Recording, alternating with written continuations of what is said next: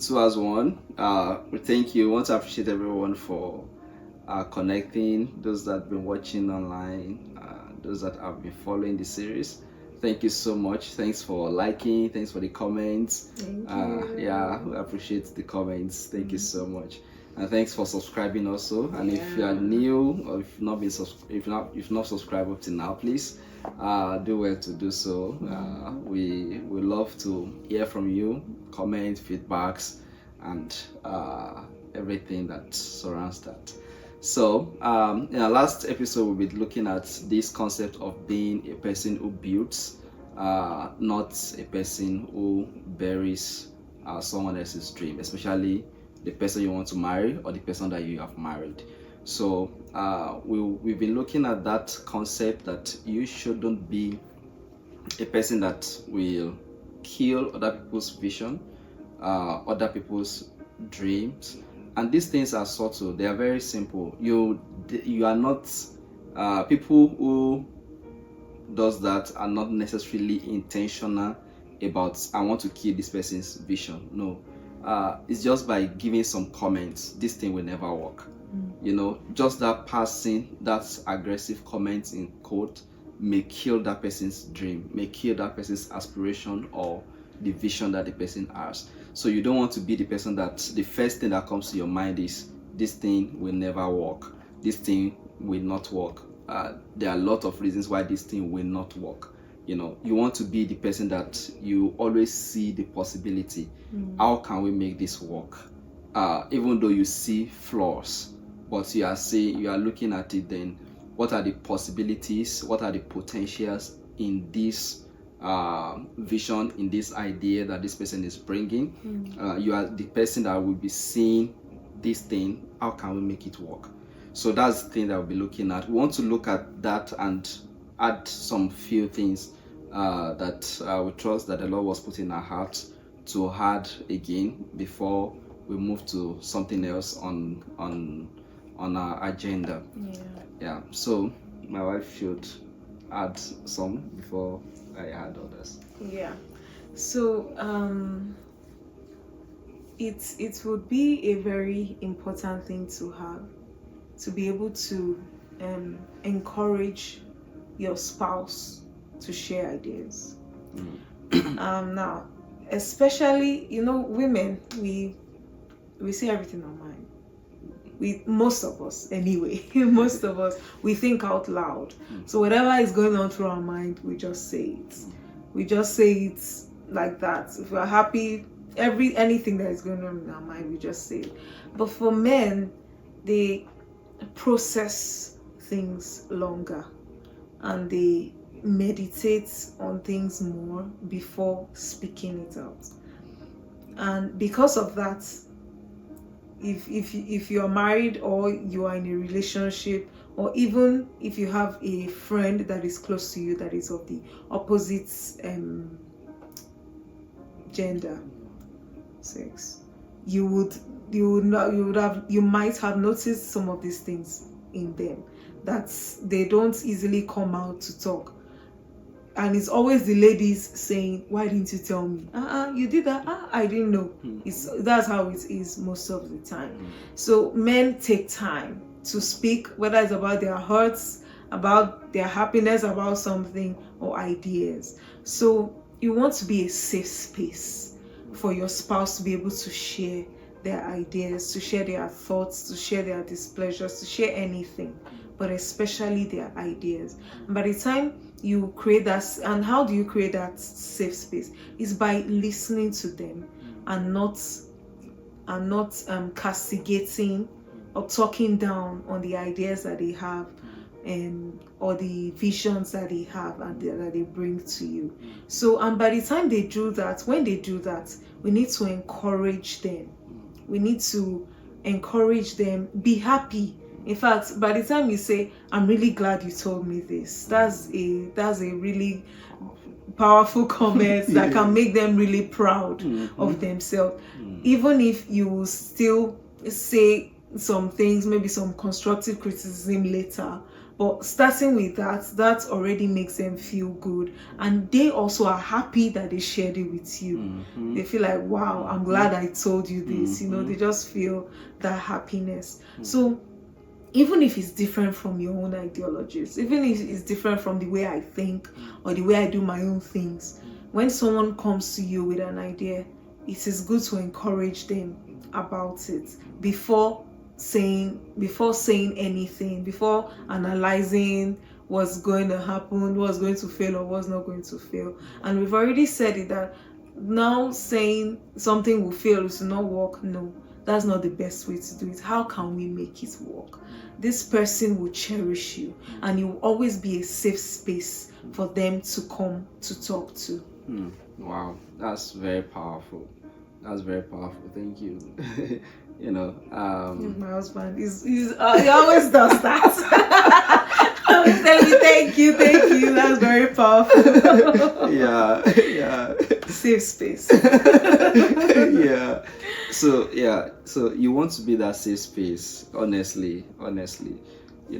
For your wife or your husband to tell you something, it takes a lot. It takes a lot in them to be able to tell you those kind of things. And if you're not that safe space, trust me that they will not tell you again.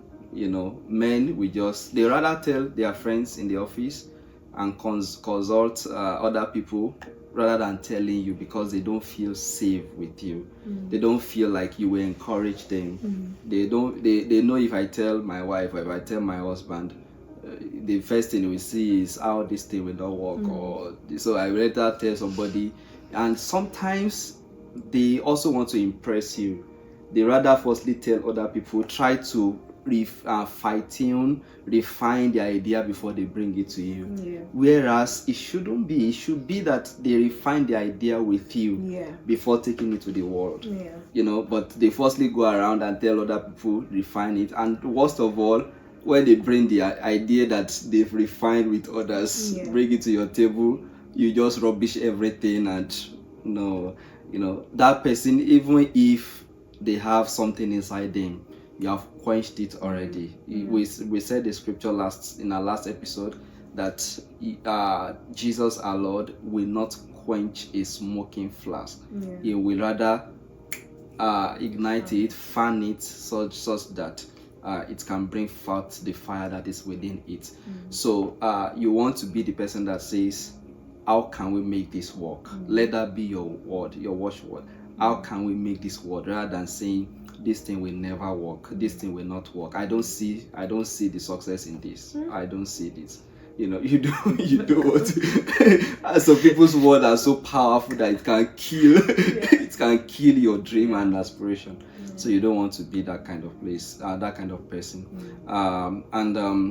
That someone's idea is different doesn't mean that it's nonsense. Don't say nobody does this. We don't do this thing this way. People don't do it like this. And there's this concept that I learned from one of my mentors. It says, if you do the things the way everybody is doing it, you are not giving room for growth. You must be able to step out of the stethoscope and see how to do things differently.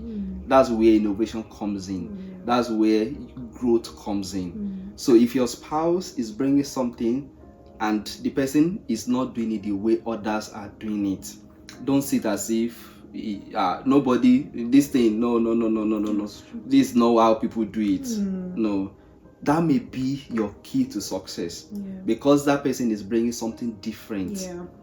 Even though it's something that people are doing, but he's doing it or she is doing it in a different way, can be what will bring success. People will say, wow, this thing, we never thought it this way. So don't kill that new vision, don't kill that new idea.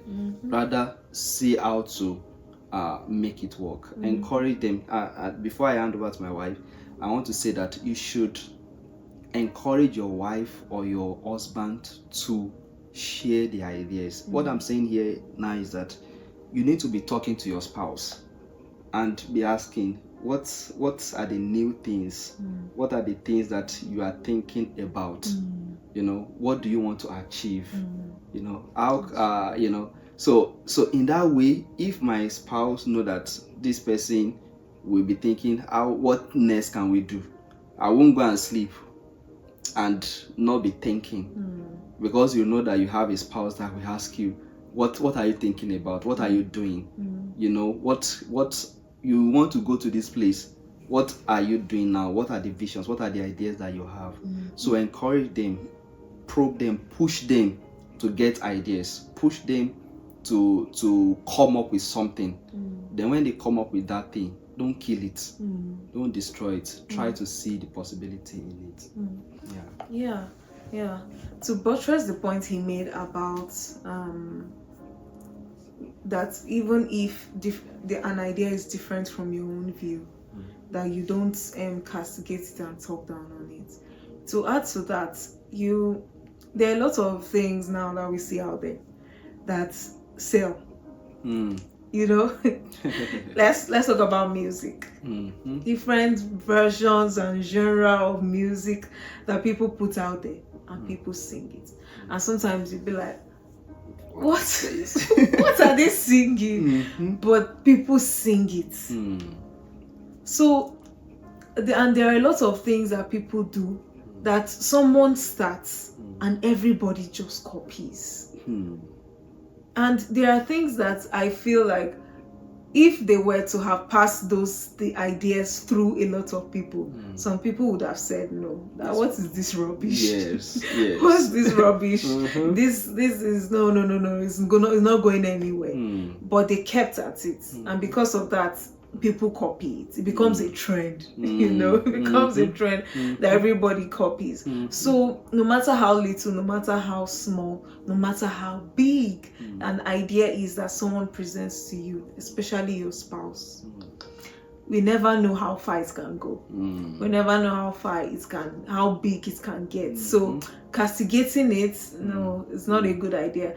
And if they now insist on it that, okay, I'm going to do this thing regardless, and they do it and succeed at it, it will pain you. It will really be painful to you that I wish I had supported this from the beginning, and that way you can even be a part of it. You can even be a part of it. And this takes us to the next point, that helping others doesn't dim your light. Helping others doesn't dim your light.